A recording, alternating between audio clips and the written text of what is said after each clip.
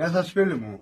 Σήμερα έχουμε ένα απίστευτο ρόφημα για αποτοξίνωση του οργανισμού και φυσικά για δίαιτα. Κάτι καινούριο τον εαυτό σας. Βάλτε μπροστά, αλλάξτε τον τρόπο ζωής σας με υγιεινή διατροφή και φυσικά αυτό το βοήθημα.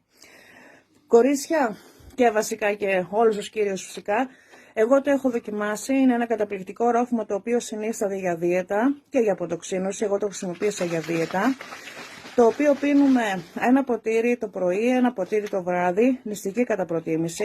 Είναι αυτό το οποίο βάζει τώρα στο ποτήρι. Θα σας πει τώρα τα υλικά, σημειώστε τα, ξαναδείτε το βίντεο. Παιδιά, είναι αποτελεσματικό τόσο για δίαιτα όσο για αποτοξίνωση. Σωτήρη, τα υλικά.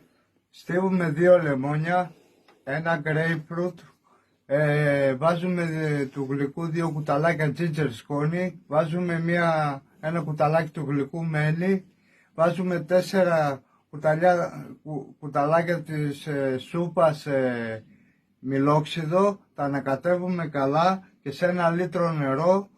Βασικά βάλτε το σε 1,5 λίτρο για να το κουνάτε σε κάθε κίνηση. Ανακοινήστε καλά και πιείτε το νηστική πρωί και βράδυ. Σας το συνιστώ με πολύ αγάπη, Σώτης, και καλή αρχή στον εαυτό.